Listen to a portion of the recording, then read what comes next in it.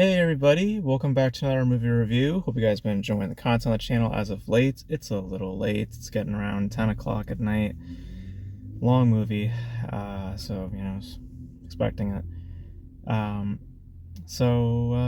yeah, here we go with another movie review. We are here to talk about another Yorgos Lanthimos film, latest, that being Kinds of Kindness, which was co-written and directed by Yorgos Lanthimos, most recently directed Poor Things, which we've discussed on this channel, and I wasn't too big on, mainly by its exaggerated quality, and it's like overly reliant over its reliance and its indulgence to pretty much in sexual content. I just felt that it kind of um, it, it it it just didn't do much for said story, or really narratively it's not really required, and it just kind of made the narrative be pushed to the background. But getting into Kinds of Kindness, this is a collection of three different features. Each, I believe, are at least an hour in length, and rotating around, primarily starring that of Jesse Plemons and Emma Stone as they take center stage within each of these stories. Package within it also has Willem Dafoe, as well as Hong Chow, Margaret, I think Queller, whatever her last name is. Um, so yeah, it centralizes on these three specific stories. One of them, the first one, is about Jesse Plemons' character trying to gain the respect back of Willem Dafoe's character after not doing a certain thing. Second story is Jesse Plemons' character trying to decipher whether or not Emma Stone, who is his wife, who comes back from an island after being lost for some time, is in fact his wife and not some impersonator. And then the third film is a cultist type scenario, and Emma Stone takes center stage of that, while also making commentary about masculinity, toxic masculinity, and it sort of devolves into something quite sinister, especially when we get into that third story. But the thesis, the general conceit, the idea of what Kinds of Kindness is about, is quite literally in the title itself. It is about variations of kindness in a twisted nature, and presenting that within the company of these three specific stories, and presenting in some extreme fashions, what a person in a twisted like way may present some form of kindness, um, and that's quite literally what's at stake. Now, as I said before about with Poor Things, I wasn't a big fan of the exaggerated quality for, if what they bring into that film. I just don't think it really suited it well. I think that subtleties would have made it a lot more stronger. And with this, there is subtleties. You come into this probably thinking there might be some exaggerated quality, and there is some here and there. There is some levels of disturbance, great levels of disturbance, I think, once you get to that third story. And going into this, I read somewhere that it was meant to be taken as an absurdist type comedy. And going into it, I can see that being the skin of the film, and I'm not sure if that's generally just this general sensibility. I'm not sure if that's Yorgos Lanthimos' style. I think it is more in line with his style. Well, I think Poor Things kind of being a little bit more distant, because it shares a little bit more to my memory of something like The Lobster, in that its subtleties take the forefront, but there is this comedic undertone at the as its underbelly, or at least in the kind of being suggested throughout within how the actors utilize the dialogue, and how just by ear, like what you're hearing. Sometimes it gives you the impression that it's not meant to be taken completely seriously. Um, so and I think that what Kinds of Kindness gets, well, to some extent, is that there's some peppers of well crafted humor, which again, it's meant to be a dark comedy as well, so it's not meant to be, just on the surface type humor. It's meant to be, meant to promote dark, dark chuckles, things that you're not necessarily meant to laugh at, but somehow, some way, the film gets a laugh out of you.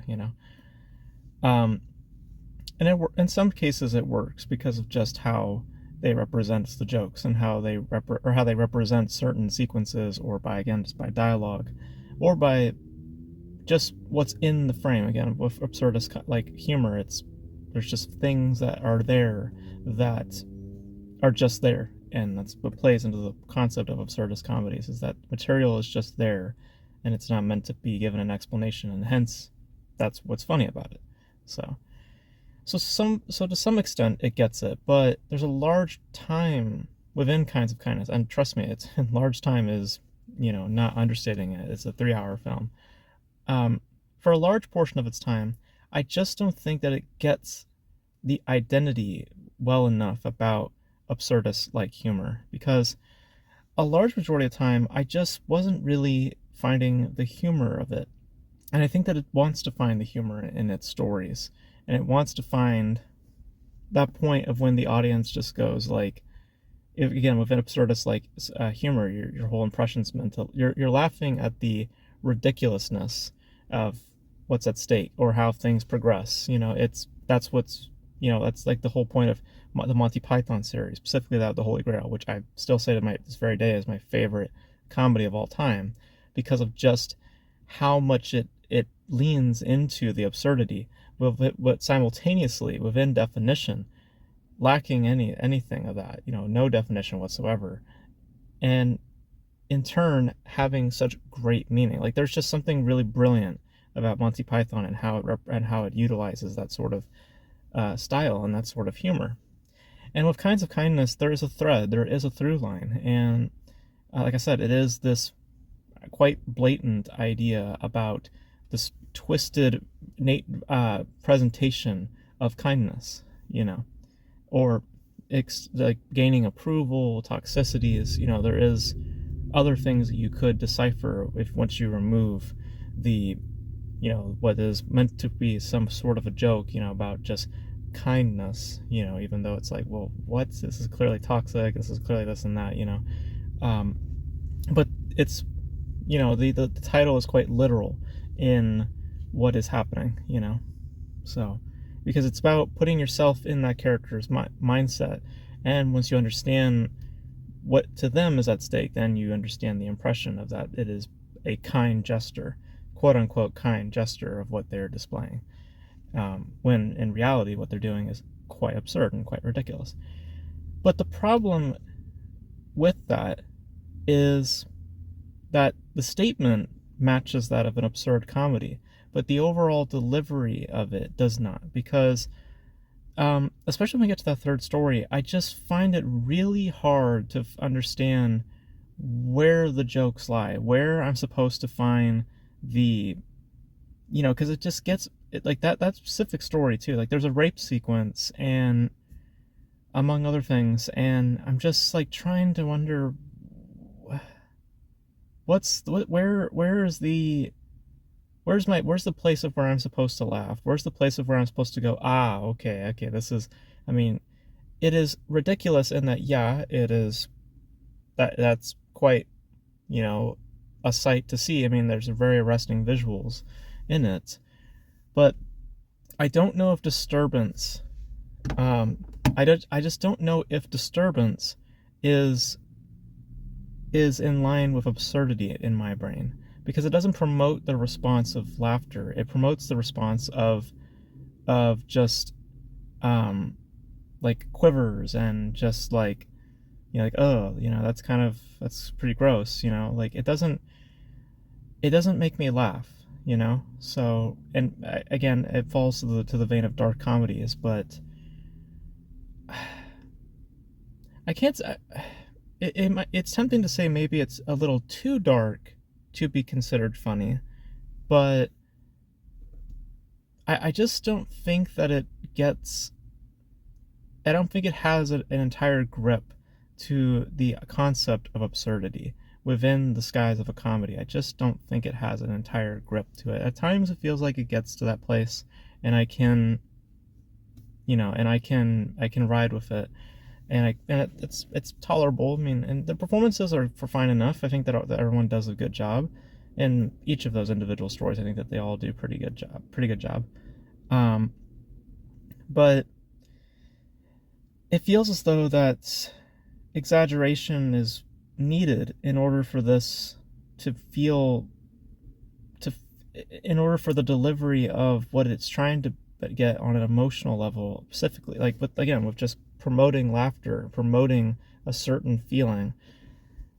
It's as if we needed to change, like switch the behavior of poor things and give it to kinds of kindness, and that the the the the idea or the tone of kinds of kindness then gets brought over to poor things. I just feel like it's backwards when it comes to his most recent work. I just feel like those behaviors need to switch, and it would make sense in my brain when it switched. So I I'm not really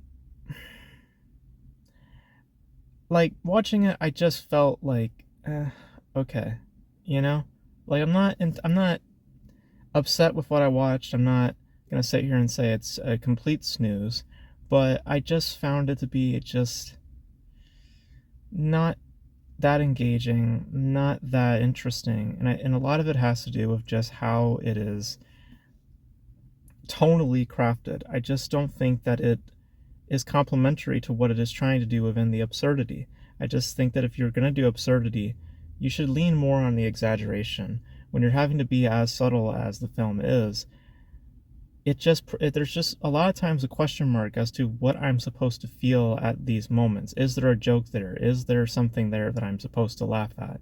And is this a point where I'm supposed to be taking it seriously? Like, it's just a lot, tonally speaking, it's left in a mysterious, like, atmosphere when watching, or a mysterious, like, viewing, because you're just kind of questioning what you're supposed to really, how you're supposed to really feel at this point. And I get that some people may think of that as a benefit because, some people don't like to be told this is how you're supposed to feel. But in crafting a story as the filmmaker, there should be some sort of hand, some sort of guided nature, or something that suggests that this is, and it also kind of falls to the trouble of an anthology as well, because it's individual stories, so you're having to jump from one story to the next. So the thread really is just the thesis of itself, which, again, as I illustrated, is just quite a blatant idea. You get it in the first story. I understand perfectly well what was happening with Jesse Plemons' character and how it plays quite literally so to the title itself. So it's just, I don't know. I really wasn't that keen on it. I found the like, there's some stuff in it also that I just, again with Yorgos, I just don't understand his, like, the sexual stuff in his films. I just found to be just really just odd. Like, there's a sex tape in this at one point, and I was a bit shocked by it. It took me a minute to kind of readjust. I mean, it was brief, but still, like, it's just, and I feel as though that the thesis is just too simple. I think that there needs to have been more complexity, because I got it so quickly. I really did. So on one hand, you have some good performances, and I mean, I think that there is craftsmanship, generally speaking, that is interesting. I like this little piano that plays throughout, that gives this uneasiness, but also just this like simplicity in some extent to its aesthetic. I like the camera work. I like the framing of it. Some points the absurdity is kind of in the forefront, and at those points I was rather engaged. I just felt, though, that the nature that it possesses, or just the approach of how it chooses to deliver how it chooses to deliver on its idea, I feel, is one, very repetitive. I just think 3 hours is too long. And for another, I feel it hinders a lot of the identity of it itself. I get little voices in this film of what his vision is supposed to be, but a large portion of the time, it's very hard to see what it is he is trying to accomplish. Because you understand what it is trying to be, but the film how it is, I don't know if it has fault how it's structured or how it's just like just by its how it's scripted. I don't know, but it's just, or the fact of it being an anthology, like I said, I don't know, but there is something hindering it. Like you could feel it. Like you could feel that there is something holding it back. My guess, if I had to really pinpoint it, I really believe it has to do with just the commitment to be subtle. I just don't think that works to its benefit. If it were to be more absurd, if it were to be more exaggerative, again, trading that behavior of poor things and giving it to Kinds of Kindness, and then giving the tone to Kinds of Kindness to Poor Things, I think it would have benefited these films so much better, because as it stands, it's problematic, it's troubling, repetitive, unnecessarily disturbing at some points. It's just a tonal question mark. That's the way I'll put it. It's a tonal question mark, and to some extent a mysterious, in terms of a craftsmanship, also a bit of a question mark. And it isn't in that where it is rich and ambiguous. It's more to do with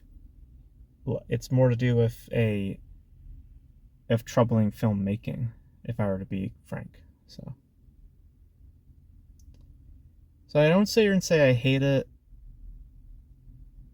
I'm not interested to watch it again, if I were to be honest. So I'm not really interested to sit through it another time. So yeah, so those are my thoughts on Kinds of Kindness. I'm not really big on it. The more I sit on it now, I really am not crazy about it. I could see what it's trying to do, but yeah, I really don't think that it gets it. And I think that it just, a large portion of its time, I just think that it gets away from what it's setting out to do. And it's not understanding that it needs to be louder. It needs to be a more louder than quiet. Being quiet and trying to be absurd doesn't make sense. You can't have that. It doesn't make any sense to be that way.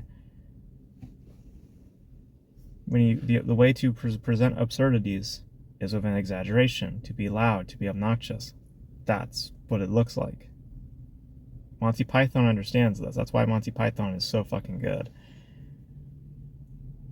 And this being quiet and subtle for a large portion of its time, and not going in that direction, it's just more frustrating than anything. And that's just the way I'll put it, honestly. The word, I think, really is just frustrating. That's just my opinion.